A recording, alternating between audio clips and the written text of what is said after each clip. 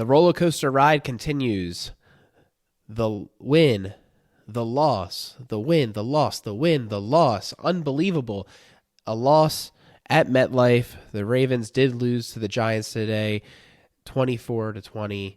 It was super depressing because the game played out like we discussed. Remember when we talked about the preview? We said it might be a little bit of a slog. It could be a trap game.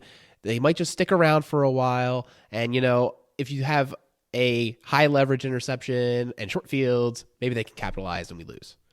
Well, crap, guys. That's like literally what happened. Like, it's so frustrating because, yet again, the Ravens were ahead basically the whole game and lose it at the very last seconds.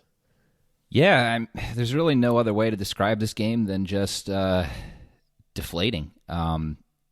It's another instance this year of a game where the Ravens played a winning first half of football. Maybe not as good of a first half as other games this year, but still enough that when we got to halftime, you had to feel pretty decently about the Ravens' chances in this game. Not perfect, of course. A 6-point lead isn't terribly much, but the Ravens certainly seemed like they had a bigger handle on this game than the Giants did. But second half came, and as has been the case too often this year, there were some miscues, some mental errors, just some bad syncing of personnel on offense, defense. The good news is it's still early in the season, but it's late enough. It's crazy. We're already over a third of the way through the season with the end of the Ravens' Week 6, and this is definitely a troubling trend that we're seeing here with this second half football with the Ravens. Aside from the game against the Patriots, second half has not been a terribly great time for this team this year. Second half, red zone offense, situational football. Yeah, this game was really concerning for me. I didn't watch it live, but I just went through the whole replay before the pod today, and I think like the takeaway for me, man, is just this team lacks focus. This team just like when the game's on the line, they collapse. They really do. And I hate to say that because I want that, obviously calling for them to win, was it like 31-10 or something? I was hopeful that the Ravens are going to put it together and turn the corner, but it's it's not getting better. And I really question just the team's resolve to kind of get this, under control. And honestly, like, I think this is one of those things that's kind of been a common thread over the team over the last couple of years. And I think, some people have said, is it the players? They just need to get better. Is it the coaching? Being, making sure that they're prepared, for the players in certain situations.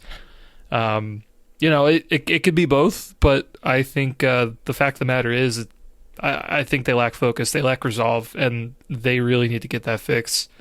If they can even get it fixed. Like I said, it's been kind of a recurring theme for, the last couple of years of these teams, but,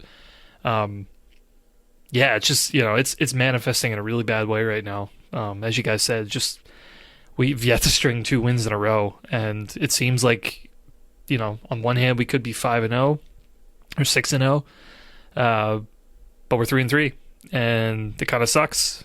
It does. And like, luckily it's the NFC, so okay, it's like the least impactful loss that you can have on your resume, but it's still a loss and it's still painful, and we're still giving up ground in the division and in the conference standings and all that. Like, it's still a loss. It's just like, okay, it's not going to play into tiebreakers. That's like not the thing we want to be discussing after a game where you lead, you show signs of dominance. Like, they didn't really show much signs of dominance, but they seemed like they always had the game under control. And that's the worst part too, is like, they didn't do anything to kill us. We killed ourselves. We gave them short fields. It's the only way they were able to get down the field. We had to provide them a short field.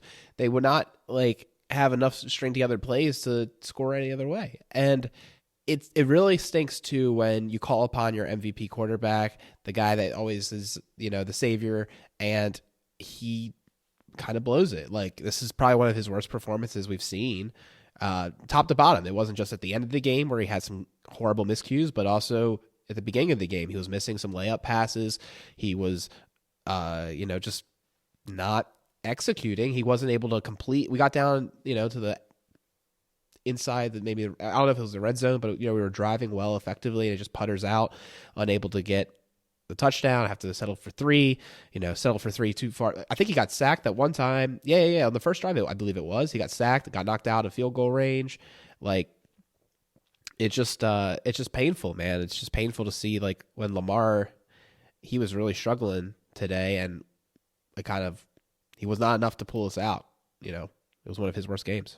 Unfortunately, I have to agree with that, and Chris brought it up already. Red zone offense, that's a huge reason the Ravens lost today's game. You just can't settle for field goals when you're outgaining the opposition as heavily as they were.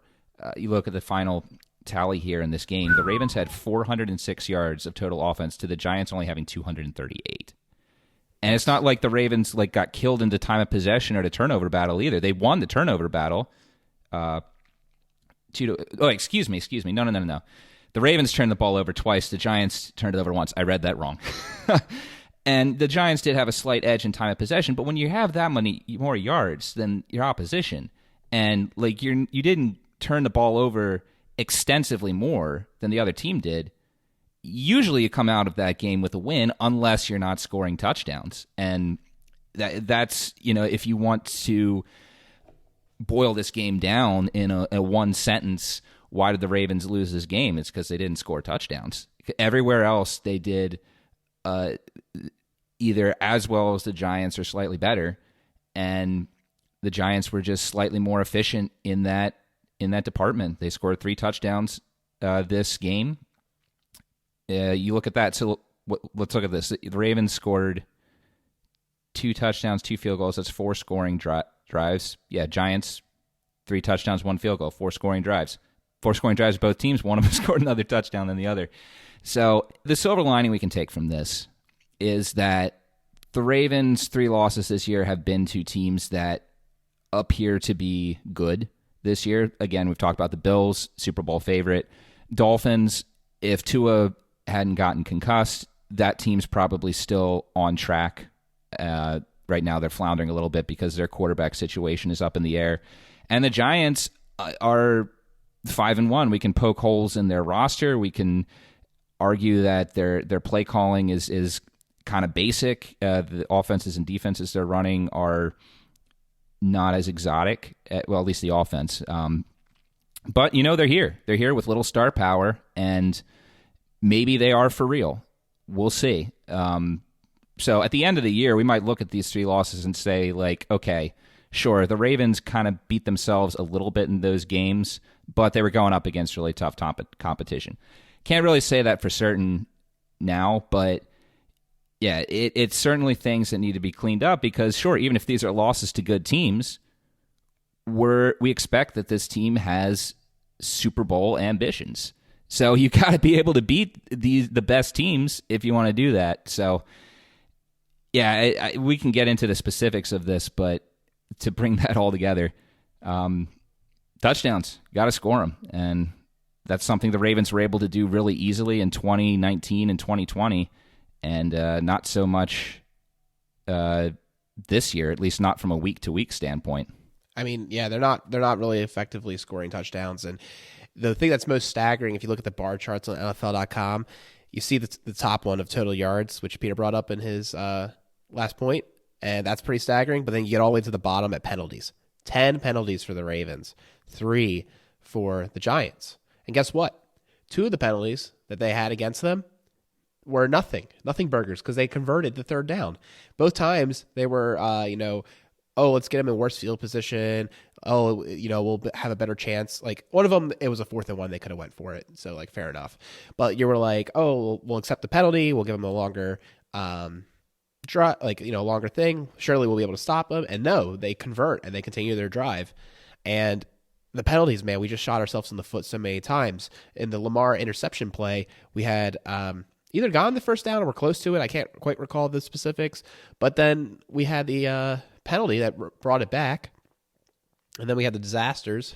And it was, bad stuff. Interception. And the reason I think the game felt kind of in hand is the first drive ended in a disappointing punt, 12 plays, 43 yards. Next drive, 12 plays, 51 yards, and a missed field goal by Tucker. He is mortal. Next drive, this was a good one. This is a Ravens drive. 9 plays, 89 yards, and a touchdown.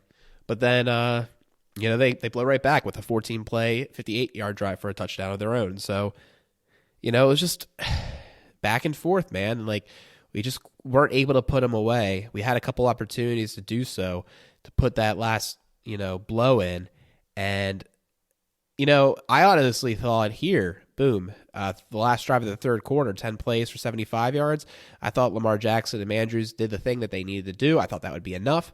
And it wasn't, because the next play, boom, 14 plays, 75 yards for a touchdown. Like every time you thought you had them, they bounced back with a big drive, big whatever. And then after that, that's when the wheels came off because we threw the interception. They got their go-ahead score, and then we fumbled the ball, and it was game over. So it came down to just a few high-leverage plays, and I think Chris said it really well. Like, this team's lacking the focus to just finish what they started.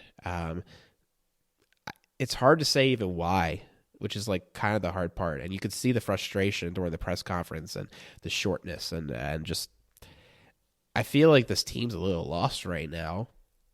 And it's disappointing because you look at it and I still think, you see enough individual performances in this game to say, like, with the talent level and these individual performances, like, if you just can clean up these rough edges, this team could still be very good. Like, I don't think it's hyperbole or just being a homer saying that. Like, you see some of the pass rush you're getting out of Travis Jones and Matabike on the inside, and you're like, okay, this is promising.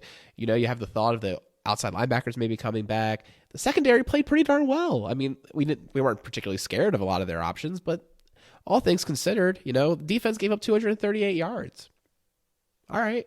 Like, yeah, they lost some high leverage plays, which not great. We can talk about those. But like, I hate to say it, but the part of the team that we thought would be okay, the offense, has really been the part letting us down this year. Like, in every game I think we've lost, we've said, if the offense could have only converted, if the offense could have like not had these quick drives and outs and given the team an opportunity, we would have won. It's coming back to bite us again. And I don't think it's because of Greg Roman. I don't think the play calls are necessarily that terrible. I think there's some improvement that could be had, but like, it's coming down to individual players, and honestly, it's coming down to Lamar. We're going to have a lot of emotions from this game all over the place. A lot to kind of unpack there. Yeah, but you know what? Just kind of talking about this stuff, I think you're right, Alec. There's a lot of little things that are just not going very well. Execution, coaching-wise, roster-wise. Like, one kind of minor concern I had this game is that really Bateman out for the second week, the wide receiver core is really underutilized this game, which leads some people to question, like, should we be trying to open up Duvernay, other players, to be able to be more red zone targets, or should we be leaning more on the run game based on that, or what their usage is based on all this stuff, and what does that mean for the offense as a whole? Like, why does that contribute to anything of why they're not scoring in the second half? And there's a lot of little stuff just not going well for them right now. But I just want to go back to what you said and kind of reiterate what I was saying earlier about this team just not having resolve. It's just, I agree with you. I think we've seen enough individual performances that this team has talent. I know some others are, maybe arguing in the community that, we have a lack of talent on this team, and that's like the primary reasoning for our issues. I don't think that's it. I think, we can see when the team is focused that they can do some damage. They put up 40 points against Miami week 2. And really, the only reason why we lost that game was we didn't put more points up. Basically, the offense just stopped, and then the defense couldn't hold in the second half. But there are just so many points throughout the season alone that you can see individuals stepping up. But yeah, something's definitely got to change, and I really wonder what's going to shock this team into focus, if anything is going to. I think you're right with some of the responses we've seen from the players like Marlon Humphrey after the game, that they're really like, they thought that they were going to win this. They came in here confident, and the fact that they didn't come out with the win, I think, really shocked them. But I wonder if that's really enough. And if no individual game is going to shock them into focus, then what else is there? I do wonder, and we're looking at this game, and we keep bringing up red zone targets and touchdowns. We're not in the touchdown drought of the 2000s, but in a sense, you look at this game and you're just like, is it that simple? Is it just that simple that the Ravens just couldn't get it done in the red zone? Because there were a lot of plays in this game where they were close. You had, I'm pretty sure all these plays were in the first half. Mark Andrews was, he was able to find his way behind the defense, but one of the Giants linebackers was able to just get their fingers on Lamar's pass to just change the trajectory to there Andrews it broke his focus. So he had it ready to get on his chest, and then it went off his face mask. Quick one there by the Giants. There's another one where the Ravens tried to get the ball to Duvernay in the corner of the end zone. Giants played it well, made it a very difficult angle for Lamar to complete that pass, and he ended up just having to throw it out at the back of the end zone. And there was another play. I'm blanking really when this was in the game, but Lamar threw the ball deep to Robinson in the end zone. I thought it was an excellent attempt by Robinson. Great play by the defense. And that play, maybe if that's Bateman there, he makes that catch. And granted, Bateman hasn't had that many opportunities in his career to be put in that one-on-one situation. So I can't say for certain. I would have much rather had Bateman there, of course. As great as that game in the preseason was for where Demarcus Robinson put on that show against the Scrubs, Commanders, defenders, he's unfortunately just been a guy this year. But and the thing about those plays, maybe it was too predictable, and maybe the Giants saw them coming, but they also played those plays perfectly. So, they're getting paid to play the game too, and we talked about it in the preview. While you can question the talent of this roster, what you can't question is the job the coaches have done there.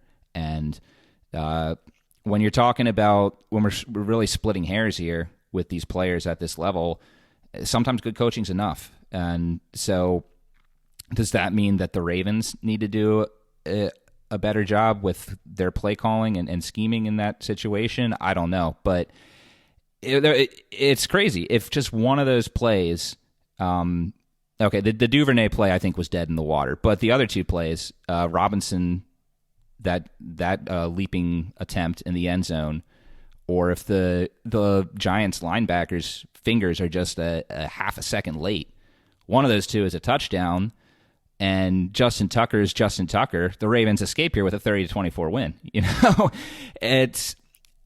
It might just be that simple. It might just be this team needs to get back to scoring touchdowns, and if they can figure that out, then everything's okay. That seems pretty simplistic and is also easier said than done. I'm sure the Ravens aren't just, on the plane. It's just like, you know what? I just realized we didn't think about scoring touchdowns in this game. That's why we lost. I don't think that was the case. So, look, I hope it's that simple, because if that's the case, we've seen plenty of instances of a lot of members of this offense that are still here able to have huge games in the touchdown department. But there's a lot of things you like about this offense this year, but there are definitely some kinks that still need to be worked out to get this consistency in the red zone figured out. Yeah, and we'll have a chance this week to look at it a little bit deeper. We'll have a chance to see if we can come up with something. But I think at the end of the day, I was talking to Yuri about it, and I think it really does come down to execution. And we might have been complaining about this for years, but we need to be better at executing, and that's a shame.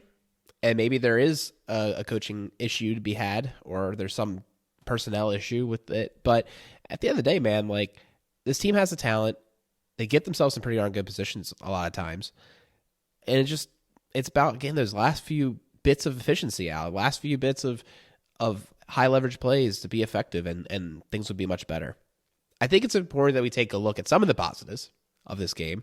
One of them is that Ronnie Stanley had to come in and play left tackle for most of the game. He played 51 out of the 59 snaps on offense at left tackle and looked pretty good because, unfortunately, Morgan Moses got hurt.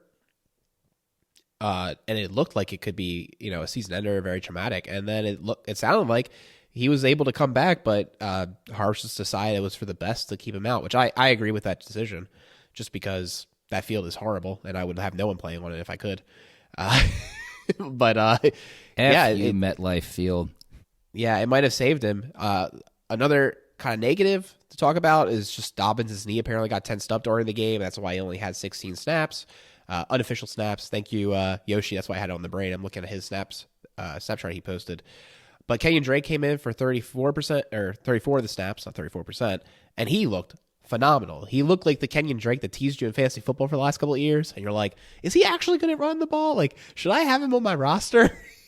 He looked pretty darn good. Now, granted, half the time they only, a lot of the yards he got were against 10 people. Defenses, and he wasn't getting touched, but a couple times that they did engage him and decide to tackle him, he was actually really physical at the point of the attack. He was able to, break tackles and keep moving forward. So he's looking like the best runner we've seen in some time, as far as just like, a guy that's not named J.K. Dobbins, essentially being able to run effectively. And he looked pretty good. It maybe gives you a little bit of hope if Dobbins' knees takes a slight step back, and the hamstring of Hill is still bothering him, that maybe he can take on the load, and as he's getting more familiar with his offense, actually continue to produce at a pretty good rate. Yeah, between the 20s, sure. That's where I think it's just the asterisk on the whole thing, right? It's just that he did a great job for most of the game. I think as soon as we got into the red zone, I think we tried to pass a lot. I'd be curious to know if Drake could be an option, whether in the short passing game or to run the ball inside the 20. I think he might be able to do that. That's where I think having JK or having Gus back, I think would probably be ideal. That's probably where the coaching staff is trying to lean. But yeah, I thought he had a great game overall. And yeah, like you said, Alec, I think he was very physical. He had a great stiff arm on, I think it was Moreau, later in the game, I think around the left sideline or something. He was able to get like a 20, 30-yard run, which is excellent. So yeah, the Ravens really had no trouble running the ball today. But it just kind of comes back to what we talked about earlier. It stalled in the red zone, unfortunately. That's kind of where, I don't love just calling this out and saying like play calling was the problem here. But that is one thing that I kind of thought of is just, we didn't do all that much, at least in terms of run calls down there. There were a few pass calls, and I think, I don't know if the coaching staff doesn't trust any of the running backs to be those sort of goal line backs in those situations. They'd rather put the ball in the hands of Lamar or Mark Andrews in those situations, or Duvernay for that matter. But, whatever it is, just the Ravens are lacking red zone targets right now, aside from Mark Andrews, basically. Duvernay, I think, could be that guy, but I think it probably works better when Bateman's on the field to kind of draw some of the coverage away. I feel like the last game and maybe the game before that just haven't had as much success in the red zone from the passing attack. We need to have that other option. So, whether it's Bateman or, there's some rumors, I think, the Ravens might make a trade for a wide receiver before the trade deadline. We got to figure that out because there's just not a whole lot of options here. Yeah, and when you're talking about the running backs and goal line carries, the unfortunate thing that we look here is that Mike Davis has just been a nothing. I don't think any of us had high hopes for Mike Davis. I certainly didn't, but I also think we're expecting more than this. As much as Latavius Murray was not, and Le'Veon Bell last year were not world beaters or anywhere near to their prime selves, both of them could at least carry the ball within the 5 and get you, yards, short yardage touchdowns. Even Devonta Freeman, all three of those of those over the hill running backs that we had last year were actually decent red zone options within the 10. And this year, Davis can't even get on the field. The Ravens tried a little bit of him against the Jets and the Dolphins, and he was able to do nothing. And you basically got a wasted roster spot there, unfortunately, with the guy. And it's very interesting because, I mean, 2 years ago in Carolina, he was a decent guy. He was subbing in for Christian McCaffrey and serving well. I know he was inefficient last year in Atlanta, but now he's just completely fallen off. And yeah, I mean, Kenyon Drake, he's a good speed back. He can catch the ball out of the backfield, but yeah, like you guys are saying, he's not a guy that you want inside the 10. He's not going to give you much there. He's never given you much there in his career, unless I'm mistaken. But unfortunately, Gus is still not playing, and they got to take it easy with Dobbins. We saw at the end of second half of 2020, Dobbins was an excellent back inside the 10. So you're missing that dynamic on your offense. That's really going to shrink the targets. And also, obviously, you're missing Marquise Brown. He was another red zone threat in this offense. He's in Arizona now. Duvernay has emerged a little bit as one. Although, Chris, I hadn't thought about it from that angle, but I do think you bring up a really good point, because what we've seen from Duvernay when he has been able to get these touchdowns, it's generally been when he's been able to draw a one-on-one matchup. And you're right, with Bateman not out there, Duvernay's going to get more attention. And as much as we've loved what we've seen, the improvement that we've seen from him this year, I don't think he's ready to be a guy who's going to thrive if he's going to get 1-2 defenders on him. And so, yeah, unfortunately, an injury to a top receiver like Bateman, projected top receiver, he's still young, that is also going to take away some of the effectiveness of some of these other guys that are benefiting from not getting primary coverage or secondary coverage. And that could be the case with Duvernay. He did well against Cincinnati, could have had a deep touchdown, but yeah, today targeted 5 times, just 1 catch, and that catch was on a screen. So that was another really disappointing aspect of the offense today, and just one that the Ravens can't do anything about. Just got to be patient with Bateman's foot, and hopefully he's able to come back soon, and the Ravens are able to get him back in sync in that offense, because he's definitely needed. This is definitely showing that as good as Mark Andrews is, you need another guy out there who can be a guy you can go to in all situations. And as good as Duvernay is right now, I don't think he's that yet. Arguably, maybe Bateman isn't that yet either, but he certainly seems to have a higher ceiling and a much better opportunity to become that guy. Yeah, I mean, you just have to have guys who can win those matchups, right? I mean, yeah, it's just Robinson right now. I don't think it's the guy. I don't think anybody else. As much as Alec wants Prochet to be that guy, he's just not getting the snaps. I don't think he's ever going to be that guy at this point. But Wallace had some snaps out there as well. And it's just he's fine in certain matchups, but he's not going to be a guy who can consistently draw coverage or consistently beat one-on-one matchups like that. But going back to Duvernay, though, one really positive thing actually I wanted to kind of take away from this too. Duvernay is so much better at wide receiver screens than Hollywood Brown was. I know we tried to make that a thing last year, and Hollywood caught a lot of balls. He's a good player. I'm sure we could use him on this roster. Not to have this argument about whether we should have picked him or Linderbaum. I don't want to have that. But screens were not his forte. He just doesn't really have the explosive quickness and ability to beat tackles, be able to pick up big gains. Duvernay, on the other hand, he's got that. That, to me, that's his specialty. Is you get the ball in his hands and you make him make guys miss in space. That's where he's most effective. You can scheme him open.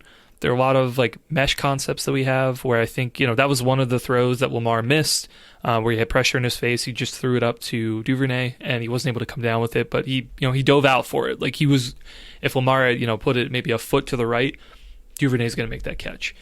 But yeah, that being said, that screen, I think Duvernay picked up a first down on. There was actually another really good play I liked. I think it was in the second quarter where I think Charles Davis actually called this out on the broadcast, but we ran almost like a fake screen to Andrews to kind of just draw the coverage that way, and then having Drake actually run the ball the other way, which ended up being like at least a 10, 15-yard running play, which is great. It was kind of a great use of a fake screen on that.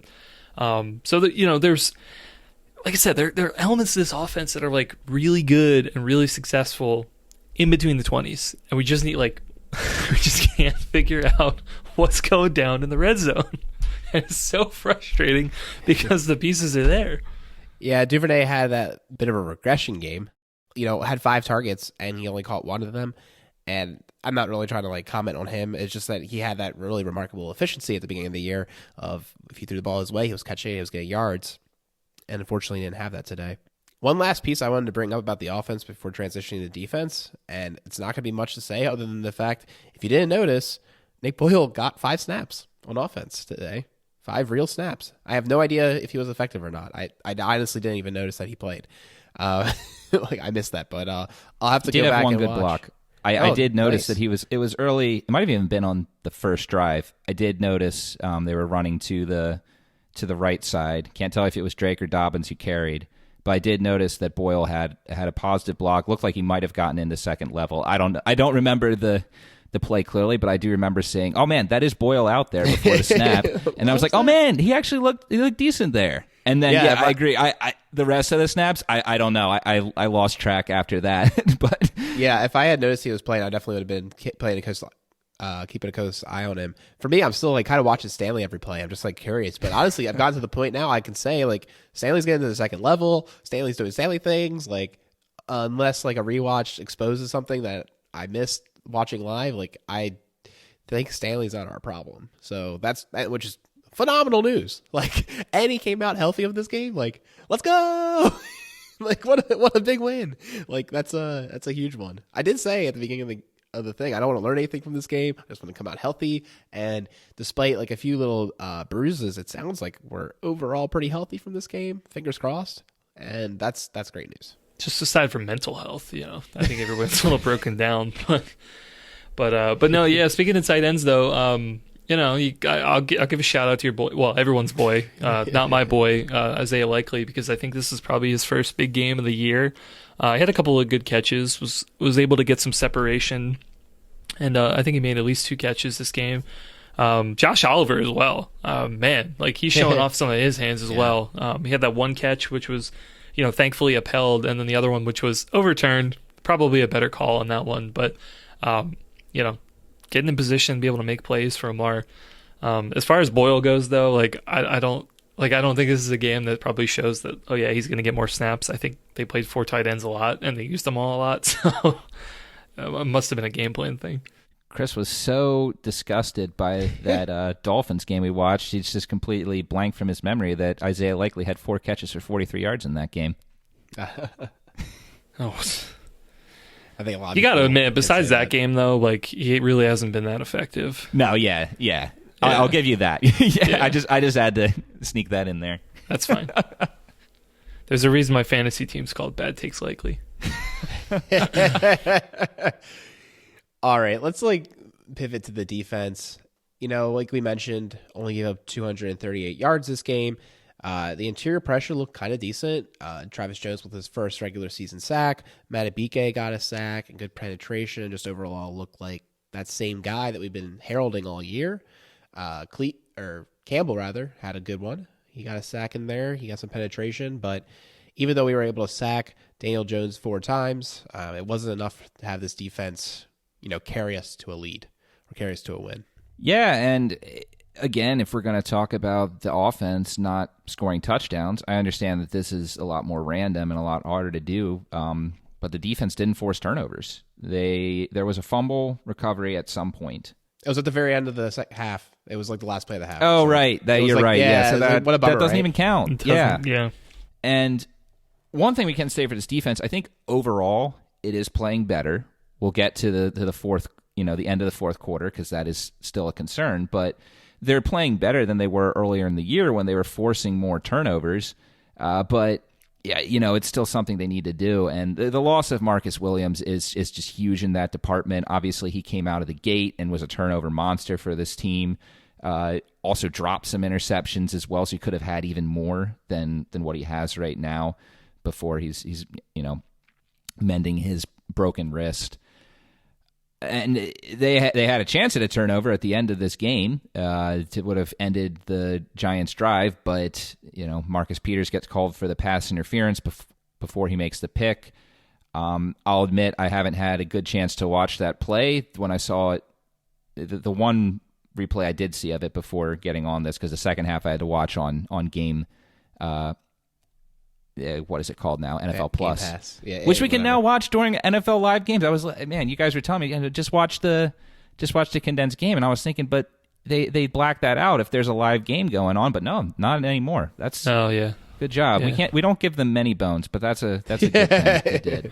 Yeah.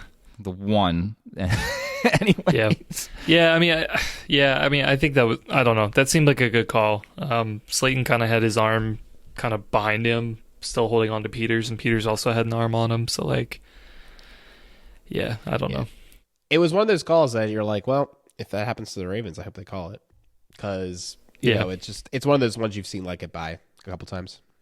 Yeah. It's just a consistency thing. But, yeah. No complaints about the refs today. Yeah, not really. Calls are pretty good. Even that Oliver overturned call, I thought that was fair. I'm glad they upheld the other one. That definitely looked a lot better. But yeah, going back to defensive line though for a second, I just want to rave about that Travis Jones sack though, because man mode. Dude, yeah. I'm watching him push back. I'm like, Travis Jones, hell yeah! I'm just looking at that. I'm like, is he gonna get to he got to the quarterback? What? That was very, very impressive. He just provides such a push in that pocket up front. I feel like we have to find the combinations that work the best. I'm hoping it's some element of Jones, Matabuke, and then maybe Campbell on some of those. Really just need consistent edge pressure, and then that's a recipe for collapsing the pocket. We just haven't found there are a lot of guys switching in and out, and we're still trying to kind of feel that out. But man, between him and Matabuke, they both had really good games today. Yeah, something was up today. Odafe Owe only got 37 snaps, again unofficial, from Yoshi out of the 65. So he didn't play very much this game, just a little over half, where before we were seeing him playing 90% of snaps. Hopefully he's okay and healthy, but it's a very interesting choice to have him in less this game. And, I mean, that's one of your premier pass rush options, threats, that wasn't out there for as much as the game. So, yeah, hopefully Bowser gets back soon, Ojabo soon as well, and we can get this show on the road, so to speak. But it's been really challenging in that department. Probably the one part of the defense that's really been lacking, like we've been discussing this year. Let's not forget Houston as well. Houston is still on the sideline. Honestly, the plays Owe was out there for didn't see much, and I've not had a chance to do a rewatch yet. Just watched the first half live, and like I said, the second half on the replay, so I haven't had the chance to check in and feel what I've missed. But I mean, I'm looking. You guys are talking about Matabuke and Travis Jones. You watched the game. You saw they had great games. Patrick Queen made good plays today. Chuck Clark. Chuck Clark, great game. I don't remember seeing anything from Owe. There was one time I saw him try and get interior pressure and kind of get blocked. I can't tell you when that was, but it's disappointing, especially considering you remember back to the preseason. It looked like he had some new moves. He looked like an improved player, and it just hasn't happened yet this year. And hopefully, as we get more guys healthy and less is on his shoulders, that'll help him get into a better state of mind, or better. I shouldn't say better state of mind because I don't know what state of mind he's in, but just make it easier for him. He doesn't have to do as much as a second year guy. But I don't know if that's the whole issue. I'm just hypothesizing here that could help. But I mean, the defense as a whole, the pass rush still did get to Daniel Jones a little bit. You got 4 sacks. That's decent. Would have loved to see more. It's just, I think just, again, when we're looking at this defense, another big issue, end of the first half, they did well. The Giants didn't get any points, but second half of the fourth quarter, once again, for the third week in a row, and, 4 times out of the past 5 games, you could argue a little bit about New England as well. They were lucky to get turnovers to end those drives, but those drives, if anyone besides Mac Jones was quarterbacking them, it could have been a little more precarious. This defense is just having a lot of trouble finishing these games and shutting the door on these offenses. And again, we talked about it. Overall, this was a pretty solid performance by the defense, but you got to finish. It's great if you run a race and you're killing it in the first 23 miles of the marathon, and then just stop and eat hot dogs for the final mile. Well, if 2 hours pass by, then there goes all the good work you did in the first 23. So, no easy answers. I can say without looking at the film, but it's again something they got to get fixed. Yeah, the word is there for it. Yeah, I think for me it is a shame because first and second down, I thought for most of the game Ravens looked pretty solid. I mean, they'd let up like any plays or like 5 to 8 yard plays, and occasionally, and you end up in like a third and short, and like, okay, I can kind of understand that, but there were a lot of plays they ended up in like second and third and long, and they just let Daniel Jones convert. Despite the 4 sacks, he really wasn't under duress or under pressure. I mean, he still made some pretty good throws, particularly at the end of the game. And yeah, they kept hitting us with those 12 to 15 yard passes, move the chains, and then kind of repeat.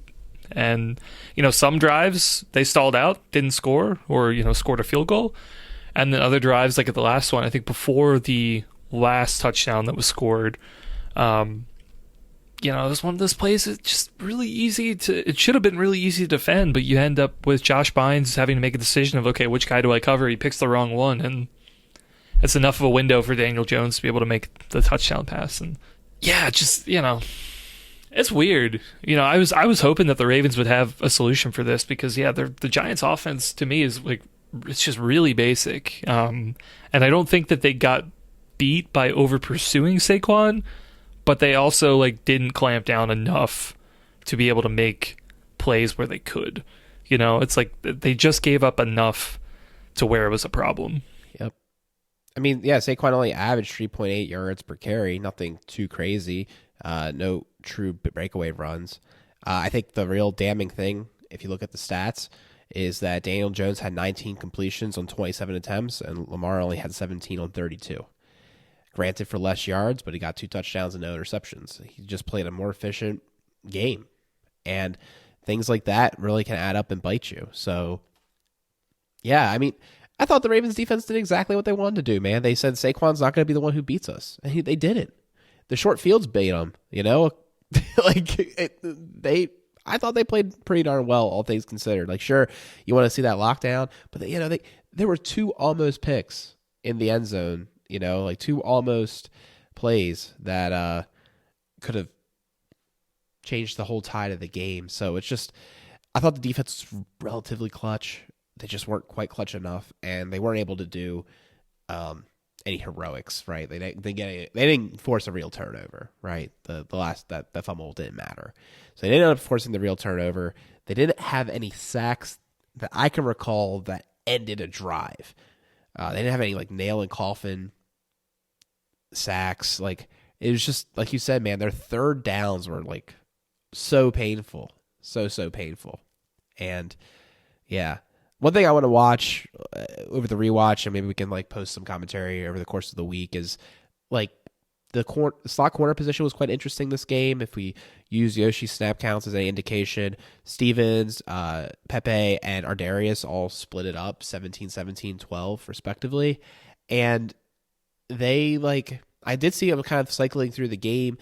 And I know at one point people were saying that they were picking on Pepe, but also at the same time Pepe had some pretty good plays. So I don't know. I'm not like down on Pepe. It's just like that. Like I'm saying, a slot corner. We'll have to have a rewatch there and maybe provide some more insight as when we do our recap show or rather our preview show for the Browns and something to talk about.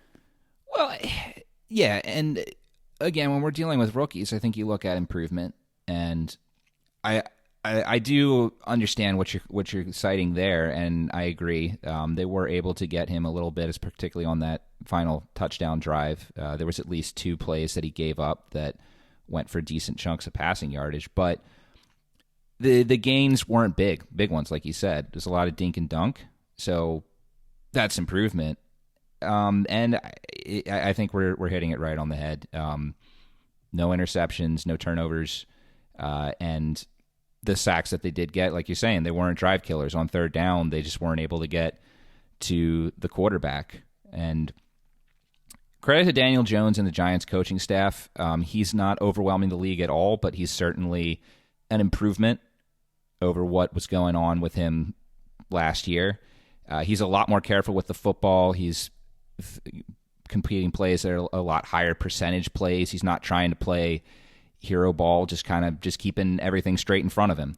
And in that case, it can go both ways. That's something that you should be able to contain, but also if you're not fundamentally sound and stout, then there can be a slow bleed. And I kind of feel like that's what the offense was for the Giants today against the Ravens. Sure, the Ravens, it felt like were in control for a while, but the Giants just kept chipping away and they were able to get in that last inch, and that was it. So, and it's just another thing. We're adding it on to the piles of frustrations about this game. It's just a win that seems so close if a couple things went differently. But yeah, impact defensive plays was something that was missing from this game for the Ravens. I think we can all agree on that. Yeah, again, yeah. I don't even think we talked about it, but I think there were 2 penalties on the defense I think were just like the opposite of impact.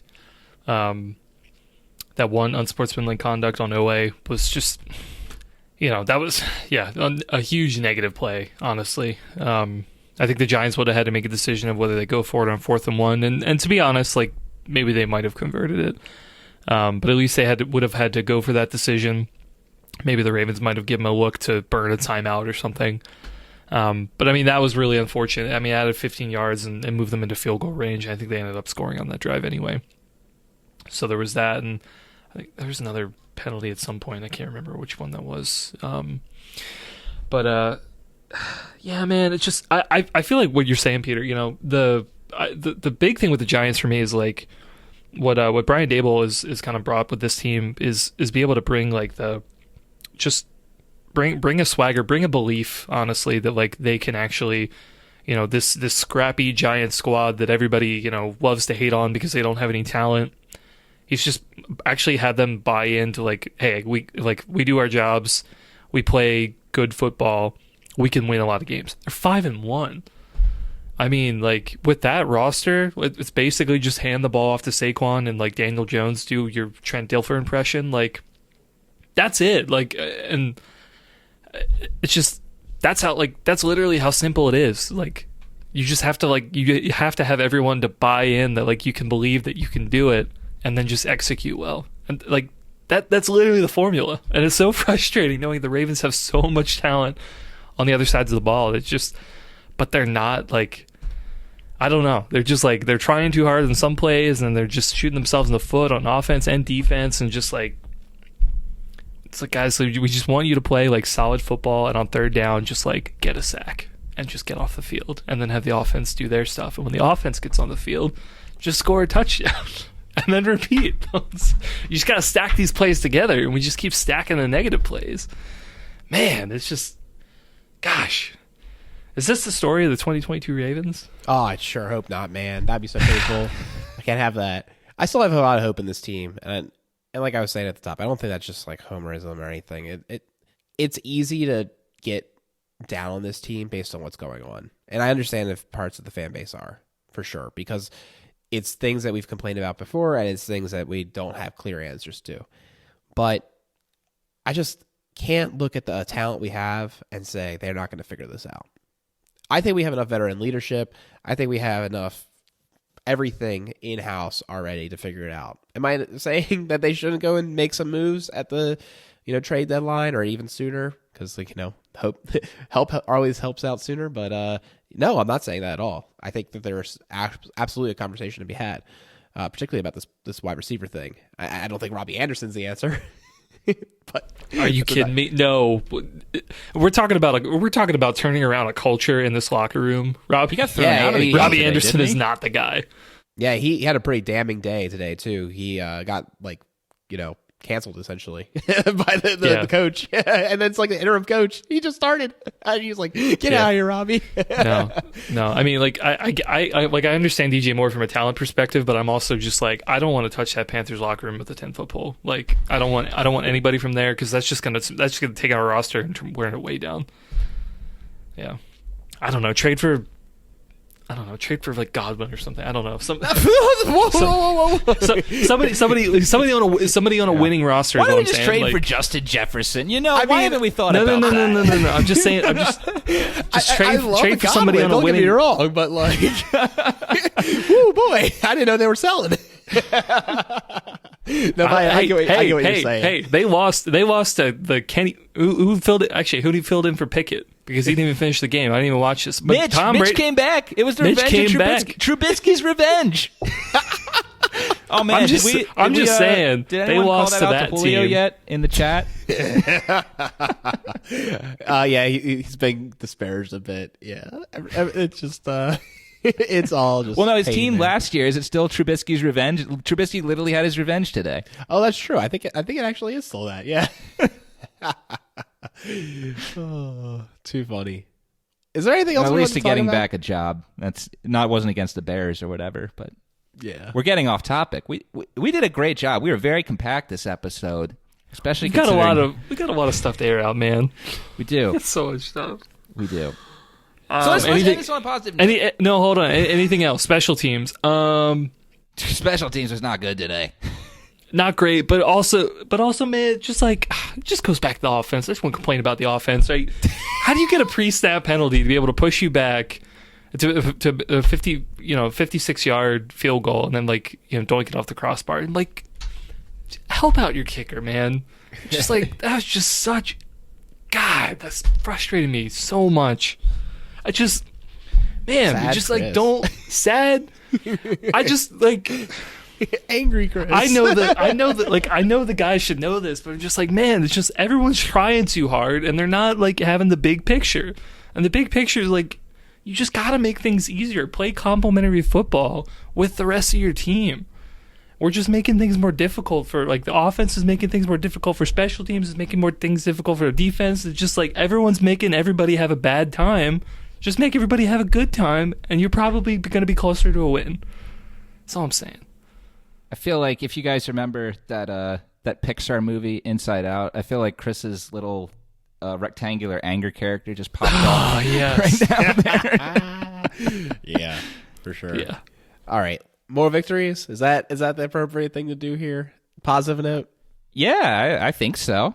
Mine goes out to Stanley. Played 51 snaps out of the 59. Looked good. On that field.